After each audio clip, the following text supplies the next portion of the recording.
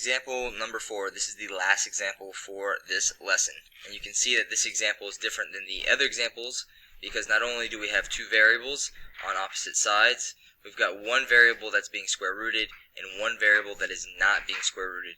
And equations like this will cause us, particularly equations like this where we have one variable that's under the radical and one variable that's not, is going to cause issues if we use the same system of solving that we have in the previous examples. So we'll see how we attack this type of problem.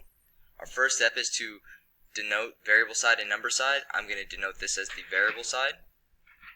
This is the number side. Now, our second step is to simplify each expression, and there's nothing that we can simplify, so we can go ahead and move on to the third step. Okay, so our third step is to use inverse operations and properties to rearrange the equation using SADMAP. So if we're going to start by getting rid of the variable on the number side, we've got to first get rid of the square root, so we're going to go ahead and square both sides. So we've squared both sides using the squaring property of equality, and now we can go ahead and simplify. Now that we've simplified, we can use the multiplicative identity to just rewrite this expression as negative 30 plus 11m, because it's to the first power, and anything times itself is itself, so we're going to use the multiplicative identity to just rewrite it like this. Okay, so now you can see that because we've squared both sides, we now have a variable that's being squared.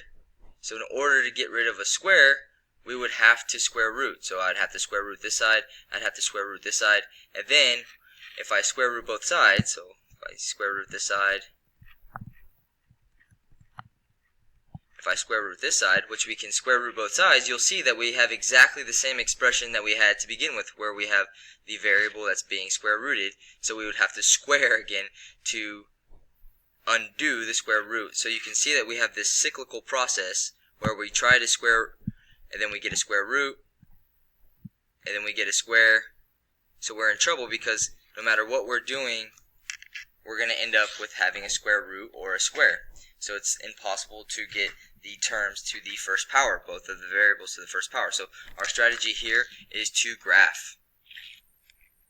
So if we get into this situation where we have a variable that's being squared, and then we try to square root it to get rid of it, and then we've got a variable that's being square rooted, and we get in the cyclical process, let's just graph. So we're going to rearrange one expression to be 0, and then we can put it in the graphing calculator. So this isn't our equation. Here is our equation that we left off on. Let's make this side the side that we get 0 on.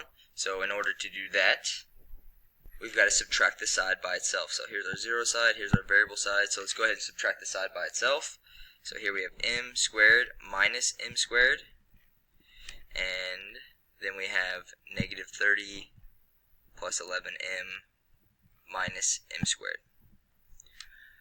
So we've subtracted m squared to both sides. Now we can put this in the calculator because we have 0 here after we simplify, and we can just bring this straight down.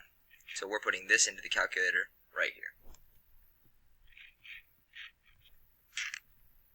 So we're looking for what number for m causes the right side to equal 0. So we're looking for the intercepts. And remember, quadratics, things to the second power, should have two solutions. So let's see what happens when we put in the graphing calculator. So I've typed it in the graphing calculator. I've used m. I should have used x. So I'm going to change this to an x real quick. Now that I've sorted it out and put it in correctly, I'm going to go ahead and hit enter. And then I can see that it's graphed the line. And this is an easier graphing calculator to work with because you can zoom in and zoom out a lot easier. This box right here will let you zoom into a specific area so you can see clearly it's crossing at 5 and it's crossing at 6. And then there's this button right here. This is the intercept button. So if I click this button and then I click on the line, it tells me what those points are. So 6. So when y is 0, our x value is 5. When y is 0, our x value is 6. So those are the two numbers or values for m that create a 0 on the right side of the expression, and we have a 0 on the left side. So these are the two values that make the equation true. So I can go ahead and put this in set notation.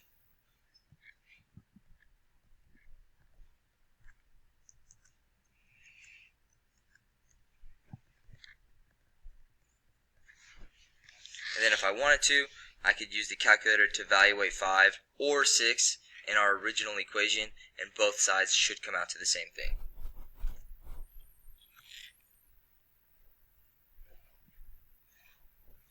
So you can see if I'm testing to see if 5 is a valid solution, we know that the left side of the equation is going to simplify to 5. So I'm going to use the calculator, the right side of the expression, to see if it simplifies to 5. So if you put it in the calculator and I hit enter, and you can see we get 5 equals 5. We know this is true. And then we could test 6 too.